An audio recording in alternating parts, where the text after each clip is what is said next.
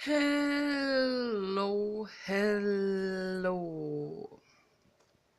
Making a paint video again and following up on my two individuals. That one and the flat one and the thick one. So here is the flatter one. It's like a book. And here's the thick one.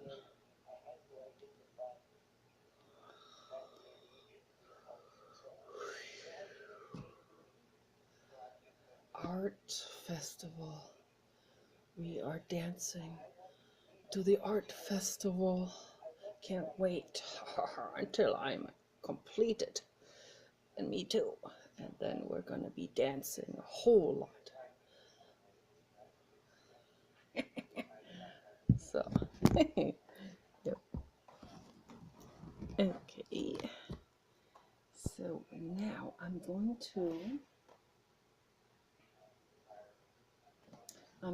to do the eyeballs now. And for that I have to have white. This is a new jar of white, awesome white. So I'm gonna put this up there. I'm gonna put this up here. I'll put the white up here. Yay.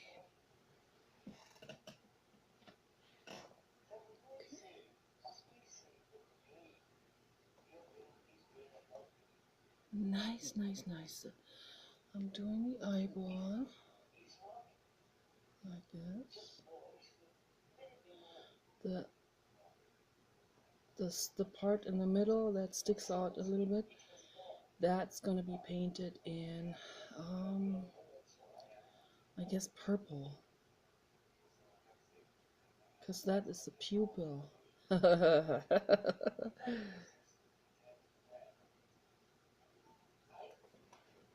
This is so much fun.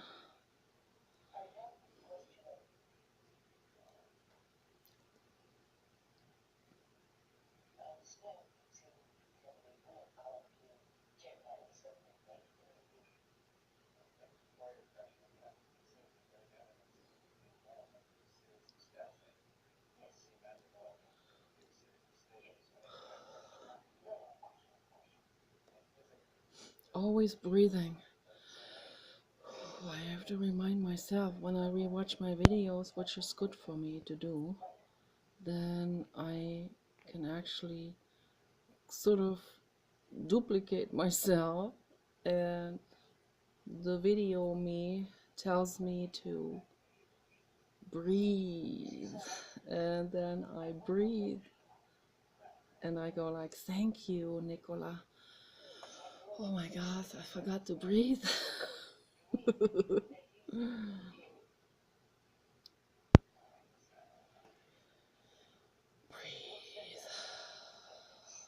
deeply through the abdomen.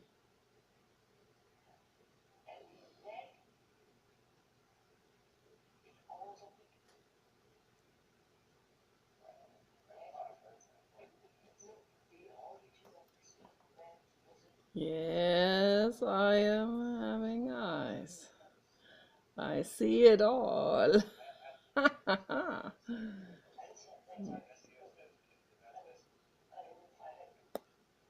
this is excess paint. Okay.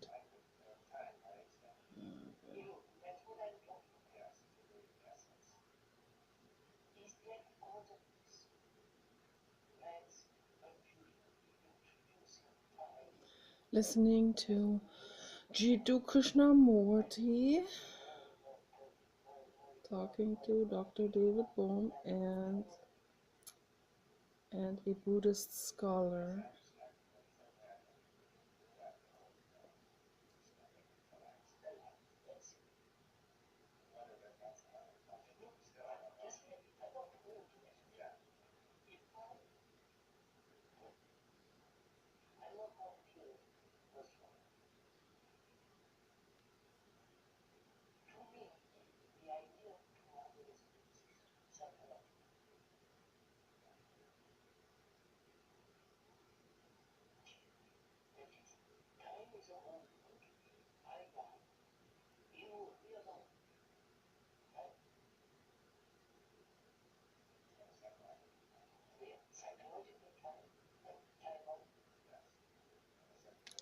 Time is measurement.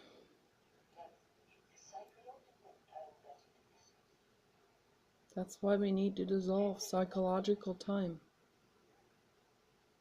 Time as we experience it here in the 3D is important, because this is the realm that we live in, and we have to arrange our lives within this reality of measurement and time and so on. But the key is to keep it within the framework of making things that are altruistic, like this thing here. This thing here is altruistic.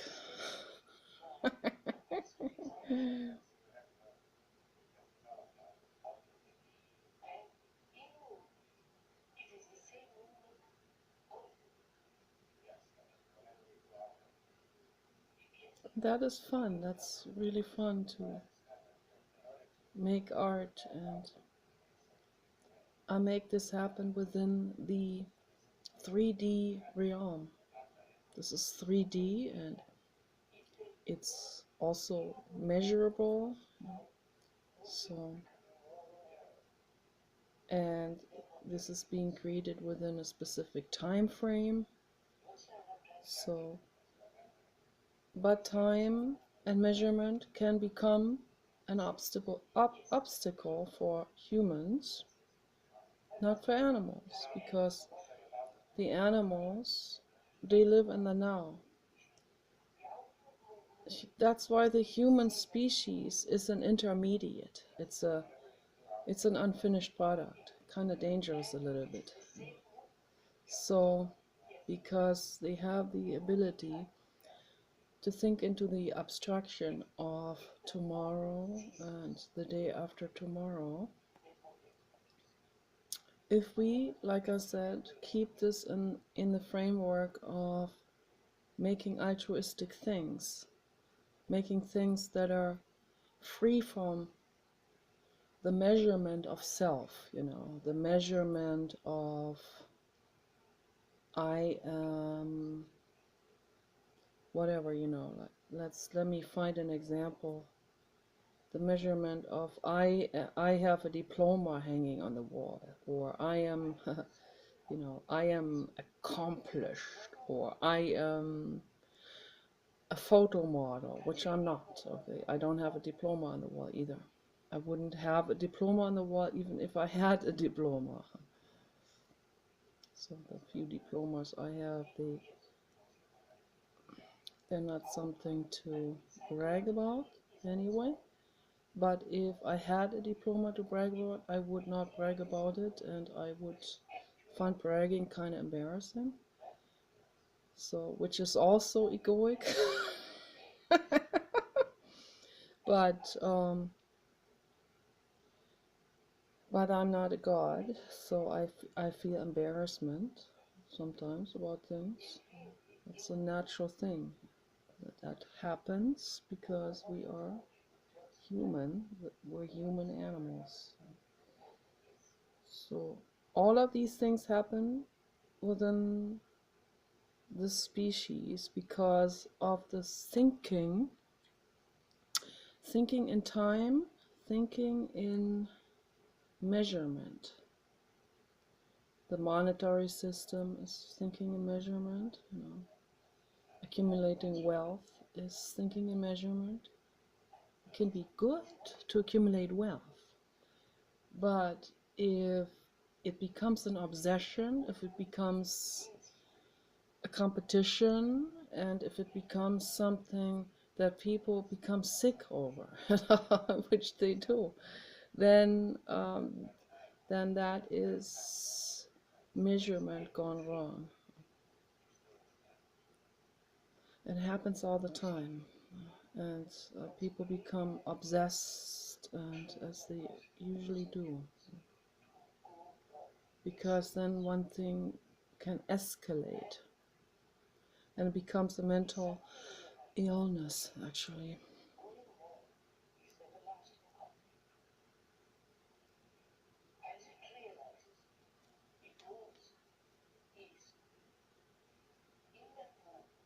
art is freedom from the psychological measurement. I don't measure myself in this thing here. You know. I might be able to measure this thing, but not only in the sense of like you know, if I have to travel, I have to know if I take that with me, how much this weighs and how big it is, and you know, how many of these things I can put into a suitcase to sell somewhere or to give away in Rome or whatever, you know. So that in that sense, you know, if I travel to an art exhibit or whatever, which I'm not going to do because I'm not ready to travel yet.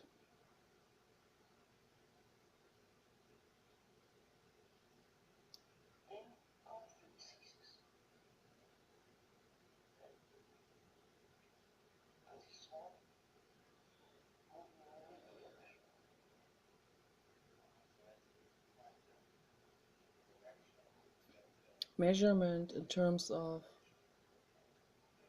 practicability, in terms of moving through this lifetime, moving through, you know, moving within the 3D realm, which I have to do without tripping or falling. So for that I need common sense measurement for that. I need to know the size of the inside of a vehicle that I drive. You know, for example, the Prius. We had a Prius, and I got claustrophobic in the Prius. It's not big enough inside for me. So I have to have a large van. So, but we got a Chevy van, not for me, and I wouldn't have demanded it for me. I would have stuck with the claustrophobia for the environment. But we got the Chevy van for Kenny because Kenny outgrew the Prius, literally, completely. Kenny was much bigger than Paul and me. Like 230 pounds or something.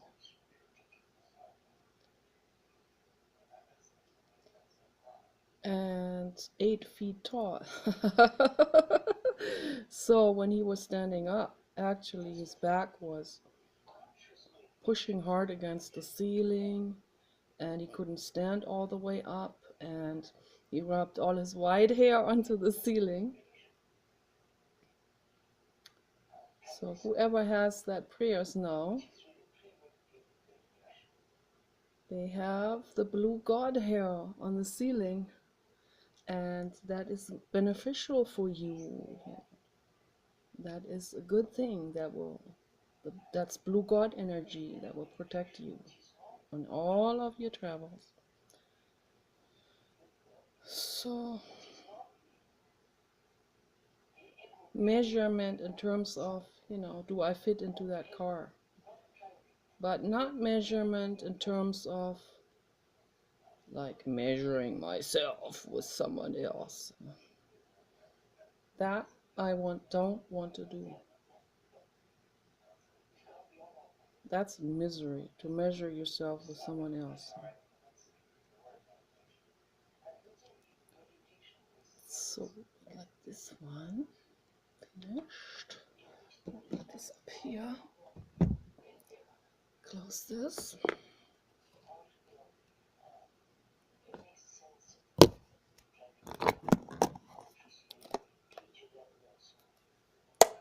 Those are all yogurt containers.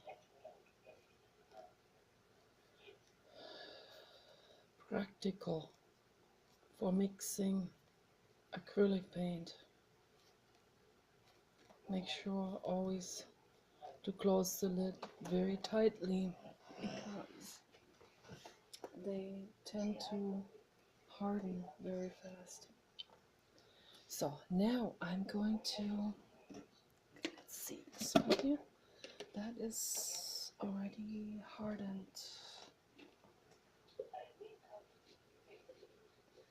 almost completely hardened.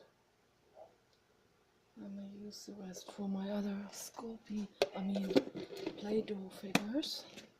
So I'll put this over here. So now I want to paint this upper part here, and I'm choosing a color. Which color do I take? Let me see.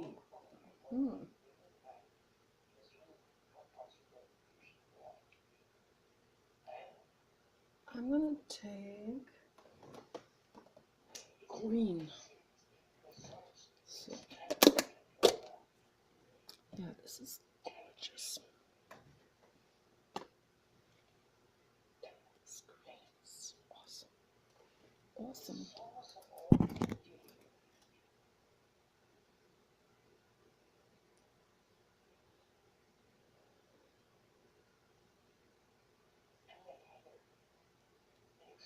It's a nice color combination.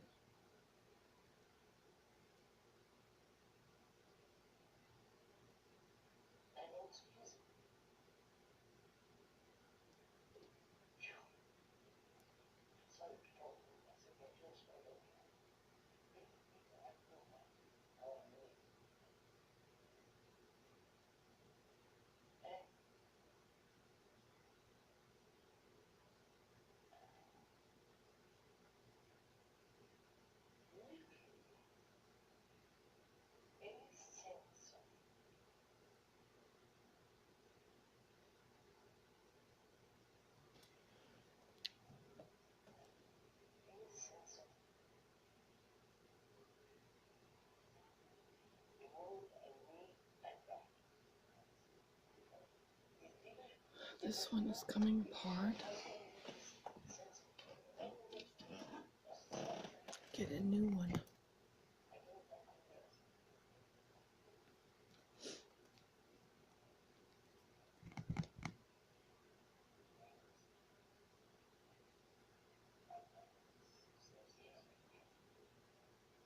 I just let the camera run all the way to the maximum video capacity, so it always turns itself off. I never get the chance to say bye-bye, but that's okay.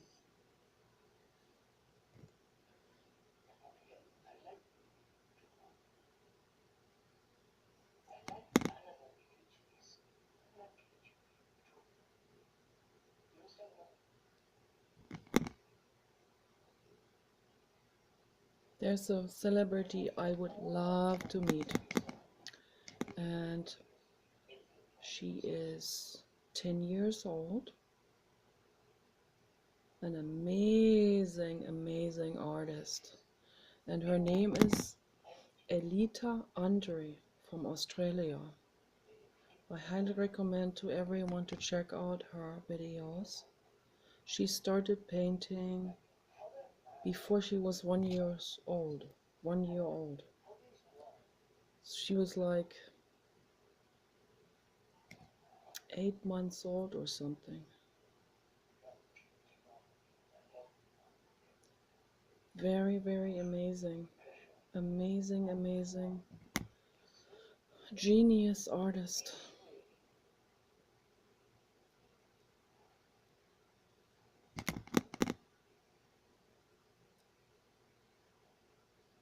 And very amazing. When you look at her work, you see a continuation from the work of Jackson Pollock. So for me it was clear I have a strong psychic intuition about people's incarnations, and I saw right away that she is the continuation of Jackson Pollock, definitely. And it's like you sent Jackson Pollock into space, you know,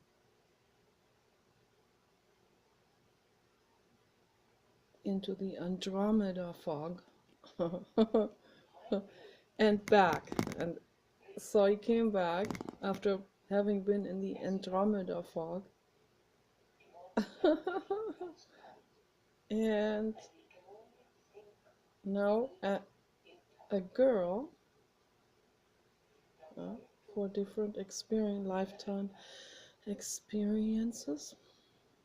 Now a girl, she brought with her what she saw in space. It's the same, exact same style, continuation, but has taken on a growing element. Her work has grown. Jackson Pollock was very troubled,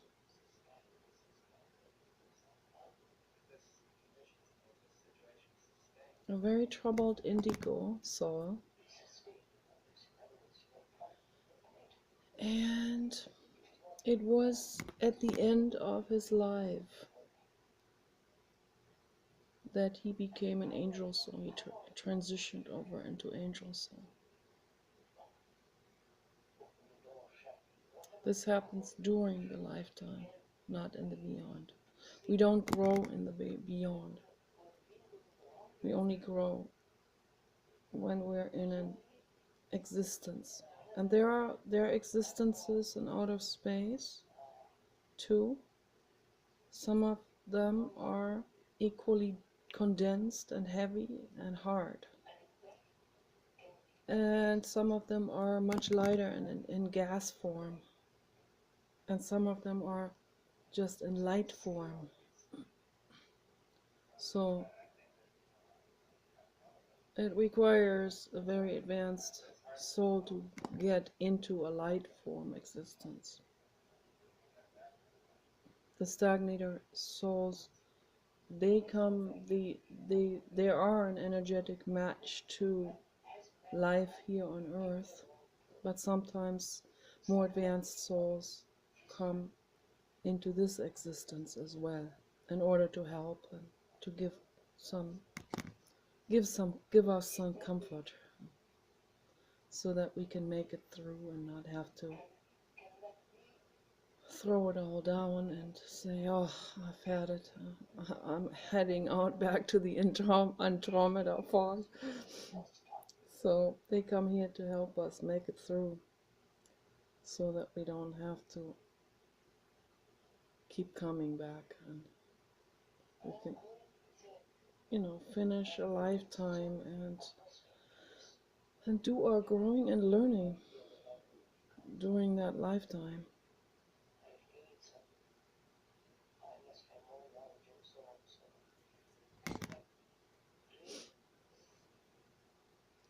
My message to all stagnator souls is go within yourselves.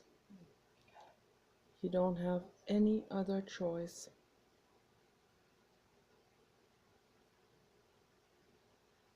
None of us has any other choice other than to introspect, go within ourselves, and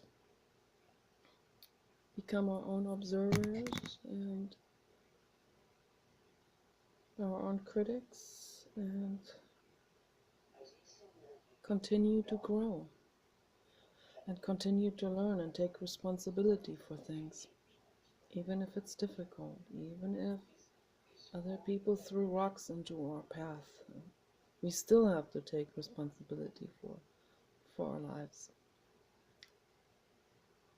We don't grow if we don't.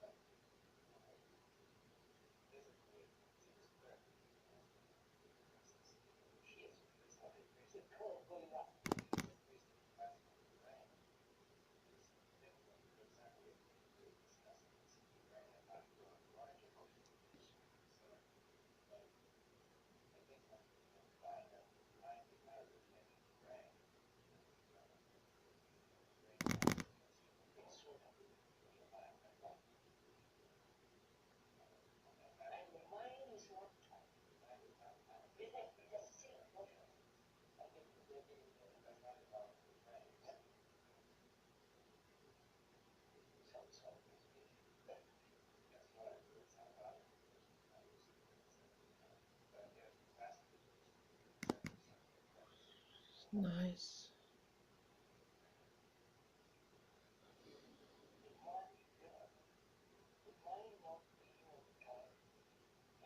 Several of those very famous painters from the past have come back as girls,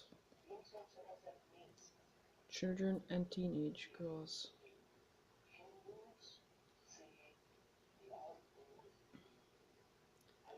And interesting how they brought with them the impressions of the beyond, the impressions of the infinite cosmos, stars and galaxies. It's amazing.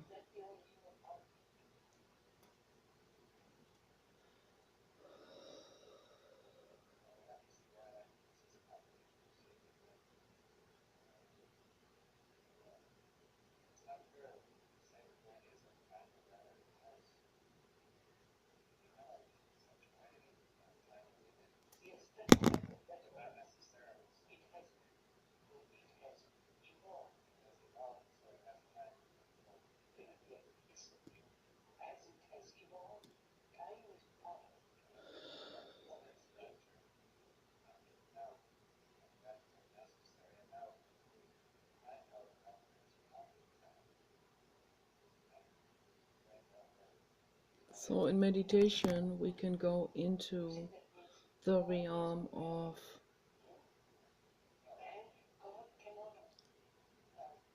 non-measurement and non-duality.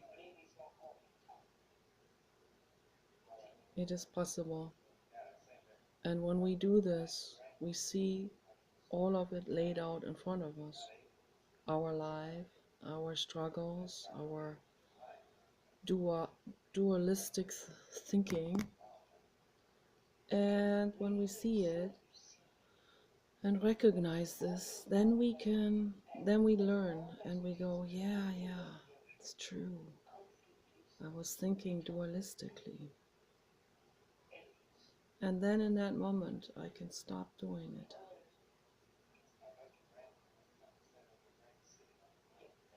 Can go back into altruism, being there for others and within the realm of art and altruism and love and giving and compassion, real compassion, not the compassion that is an idea. There are people who consider themselves to be compassionate people, but are they really compassionate, or is this rather part of their religion or part of this or that or that? So it's another trap. When we're really compassionate, we are totally free from society and social norms. When we were really compassionate, we will give the dog water to drink in the desert. We will not drive past a puppy dog that has been abandoned on the desert road. We will not do this. If we are truly compassionate, we will stop, we will get out, we will give the dog water, we will take the dog into the car, and we will drive with the dog home, adopt the dog or foster the dog and find a forever home for him or her.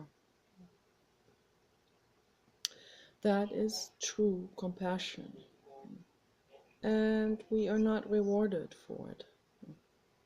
The love itself is a reward, but yeah, love itself doesn't need reward. See?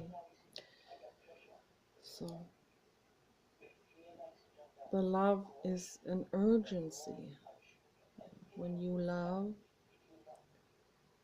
it's an urgency inside of you to help, not because of an idea or religion or something that fits into this particular society, but an action of compassion, real compassion. That's real love. An urgency. I see a puppy dog, I have to help. Okay, there are some people on this planet. There are about 1% who will get out of the car and bring the puppy dog into the car and bring her or him to safety, or to get out of the car and run into the busy street. And that's my ethics question that I ask people all the time. And it's funny how, I asked a lot of people representative of a specific religion on YouTube and also in person. And it was shocking for me to see that the people consider themselves as very compassionate and good this or good that, they will hesitate, or they won't even agree with me. It's very sad for me that the answers I have received. There was a lady who refused to even give me a straight answer. She would come up with some kind of parable, and I said I just wanted a yes or no, and she would start to get angry with me because I wouldn't let her get off the hook with it. And all of this is, it's basically saying no to me, to that ethics question. I could cry over this for forever. The coldness that comes out of people's identification, with certain religions and certain societies and so on, where they have to defend their religion even against ethics, against love, against altruism. It's very sad. Someone who, for example, would take offense if I say halal slaughter is unethical. No. It is the truth. And people will take offense because their religion, they feel like their religion is being challenged, or some people in specific societies will feel like their society standards are challenged. They can't think out of that box of self-image. And I find that so incredibly sad. So incredibly sad. It doesn't have any sense to get mad about it, but I'm not going to change the world by getting angry. I get angry, of course, but it's not going to help anyone if I start to insult anyone or start to become real mean or whatever. So I'm not going to do that anymore. I have done it. I am guilty of that. I have done it. I've gotten real mad at people in the past. And it was wrong because I don't know how old they were. And I just thought they were calloused. So I got mad, and then I realized, what if they're kids? What if they're just stupid kids? They don't know better.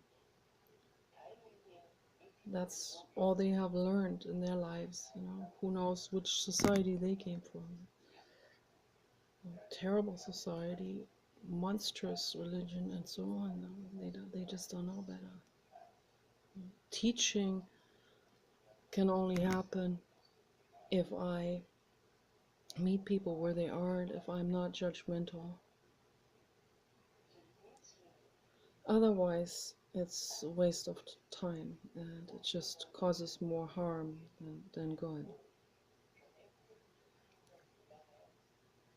I understand people who get angry, but it doesn't do any good to get angry. It doesn't make the world better. It creates more friction and more war, more confrontation, more conflict, more dualism. That doesn't mean we have to hold the other cheek here. It's the golden middle way.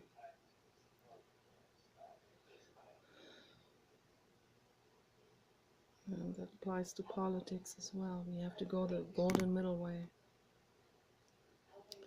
Neither liberalism nor conservatism is going to save the world. It's pretty obvious. Okay, we have to think out of that box of parties. Think out of the party system and the bias.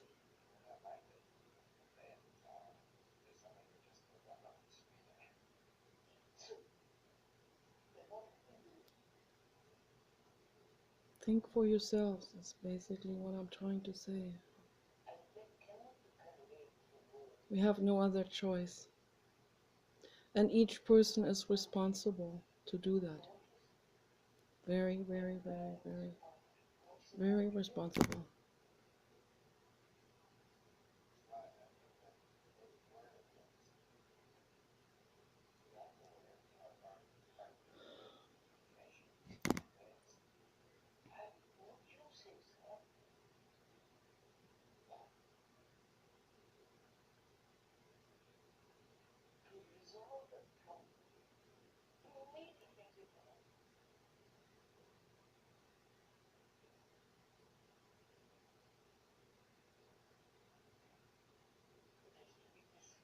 And we also have the responsibility.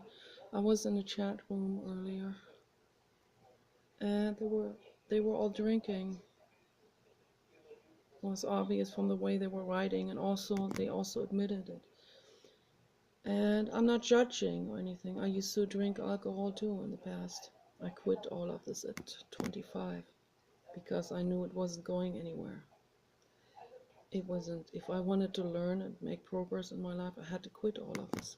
There was absolutely no way around it. You can't think straight when you drink or smoke anything. You can't think straight.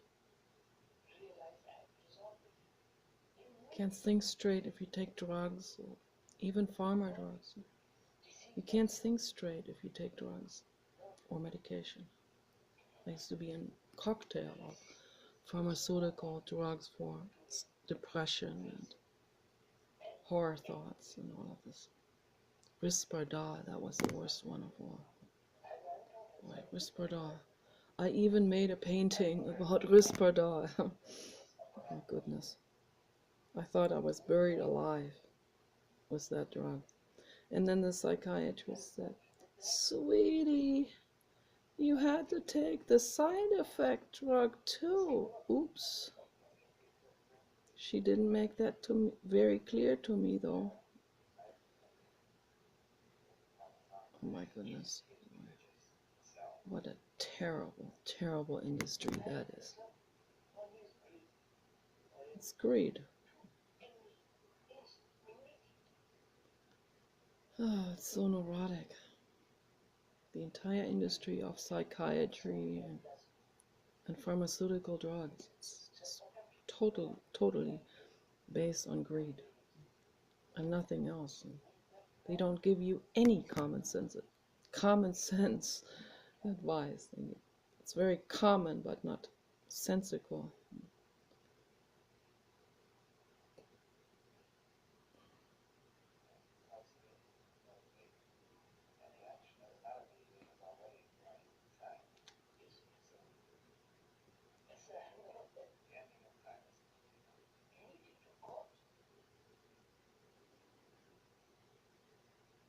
You know, I have a clear brain because I've quit all of these things. I have cleansed my whole system from all that horrible toxic sludge that I had in my body and colon and all this. It has caused all kinds of terrible side effects and liver and kidney problems.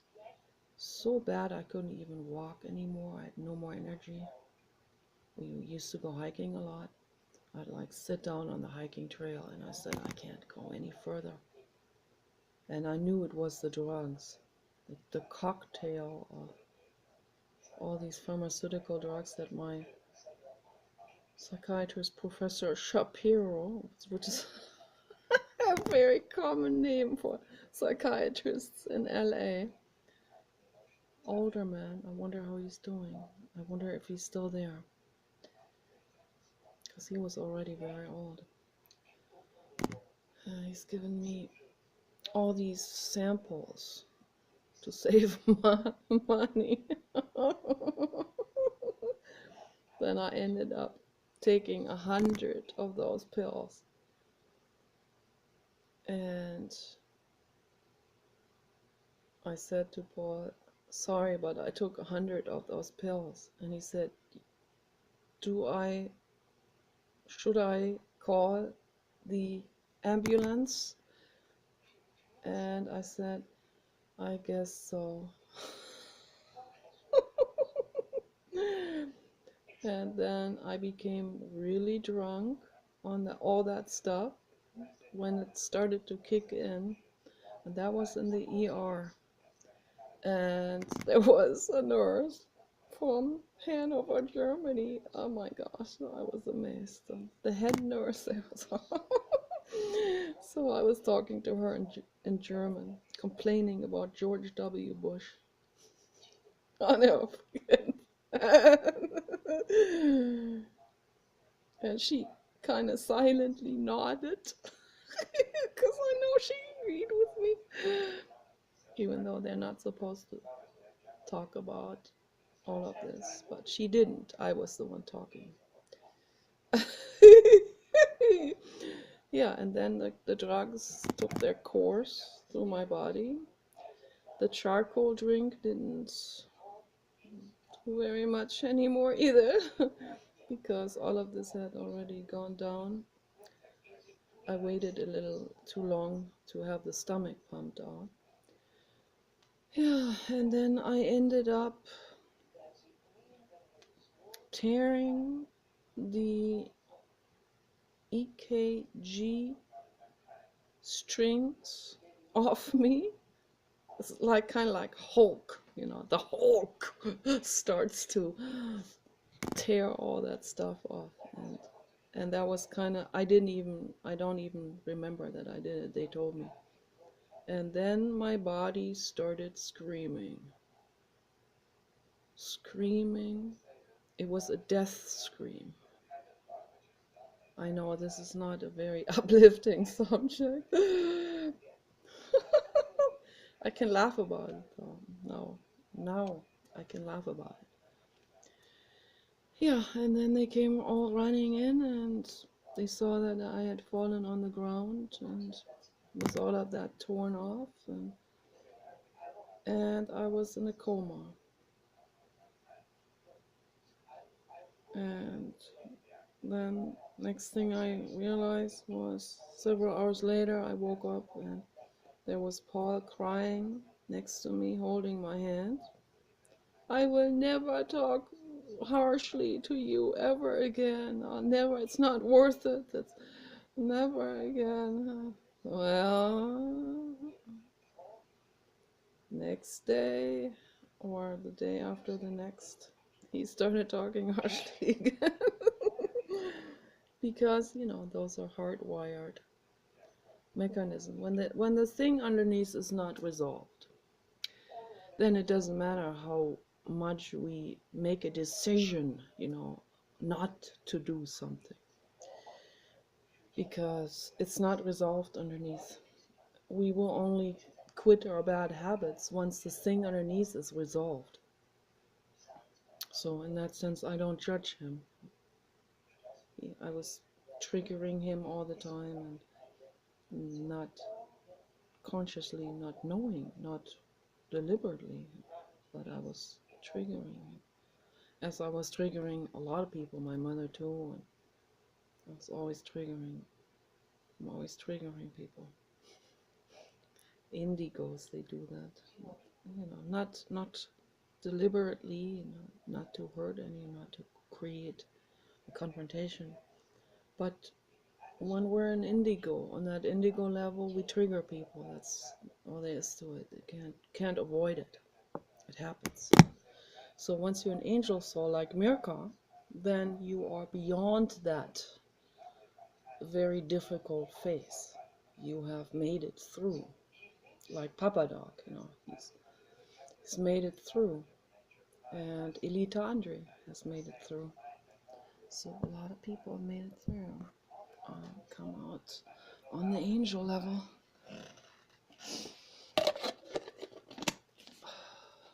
So, okay.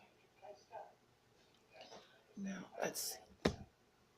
Now, I'm going to take this one, and I'm going to see if I have a purple here. Yes, I have a purple. Purple. So, yeah, I've been through some rough times in my life. Yes, yes, yes, yes. It's all part of the learning, growing. It's all of that. So it's an exercise. It's a school ground. It's very rough to be here on this planet. Very rough. Very harsh. Existence is very harsh. That's why I don't want children. Because I'm not gonna be putting a suffering being onto this planet.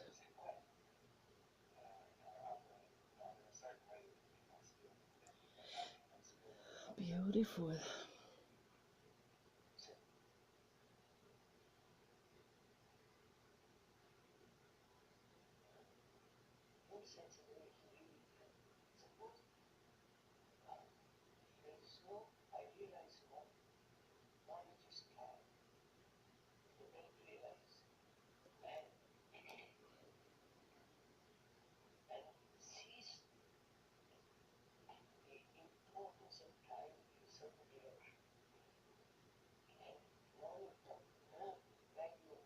It's very nice.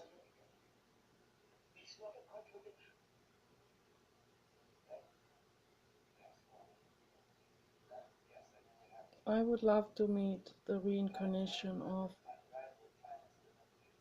Professor Dr. David Bohm. It'd be nice.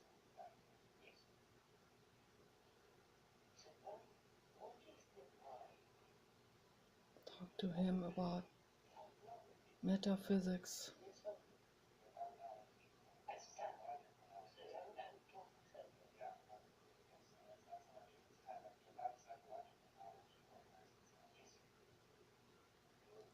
All right. Excellent, excellent.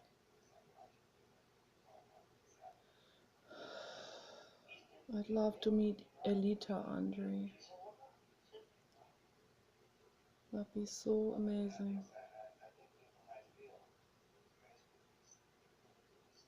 She's gonna do a lot of amazing things for humanity.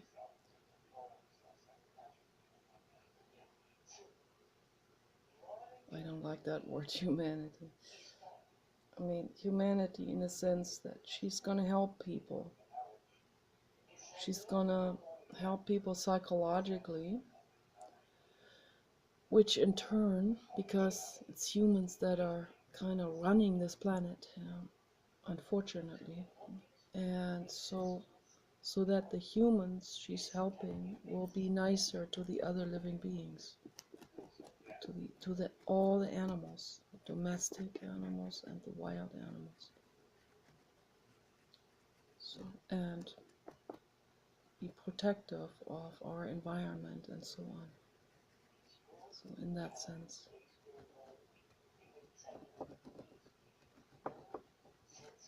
we can help people, then we help the whole planet.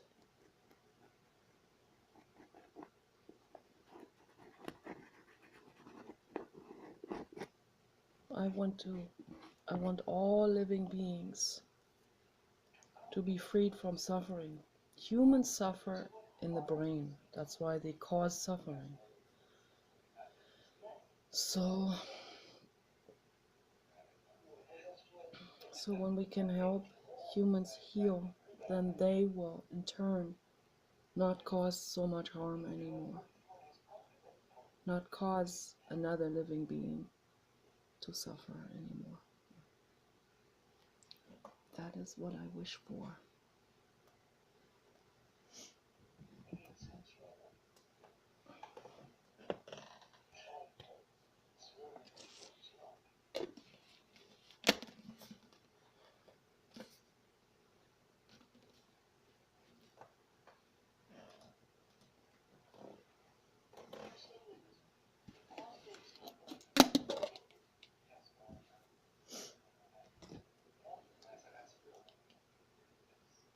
It's very nice.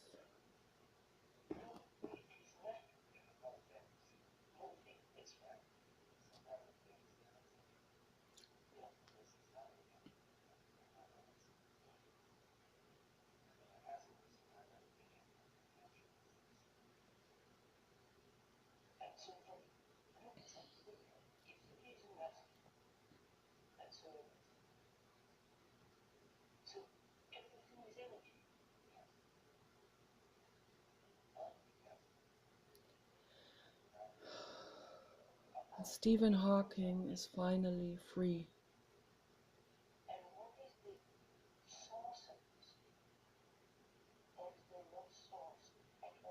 And Annalise too.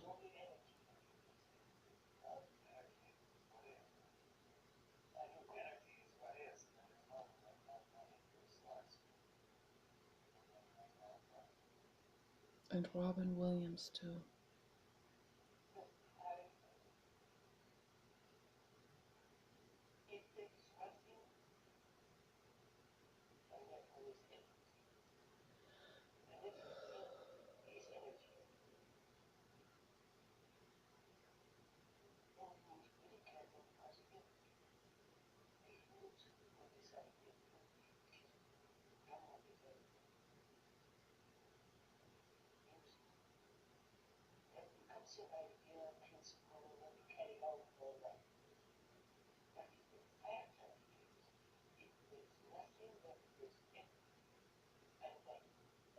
It's very hard to be an indigo.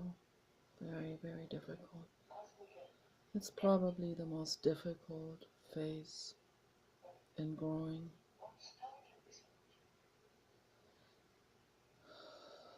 A lot of antinatalists are indigos.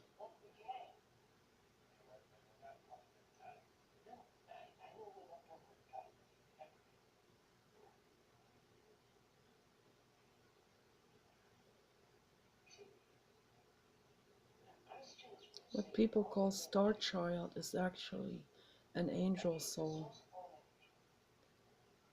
Star children are angel souls.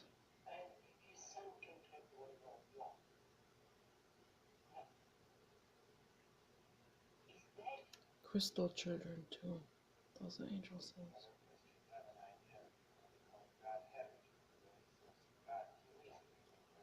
Indigos are still in a very, very difficult struggle and trying to learn and figure things out.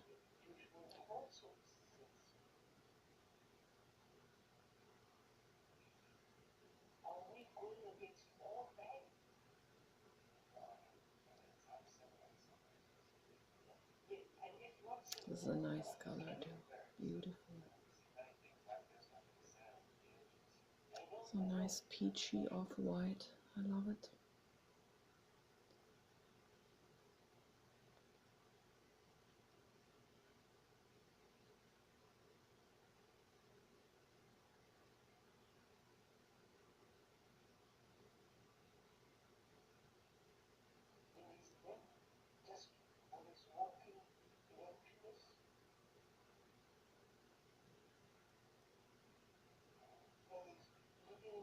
I'm so grateful for Caroline, the beautiful, beautiful Caroline, to make these wonderful, wonderful sound videos.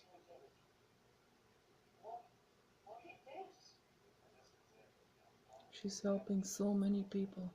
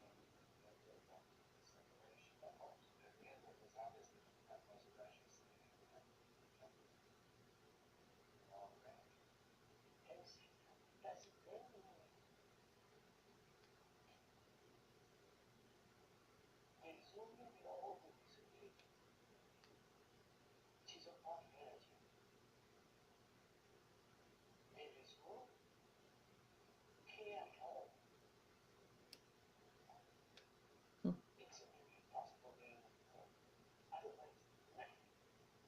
Very, very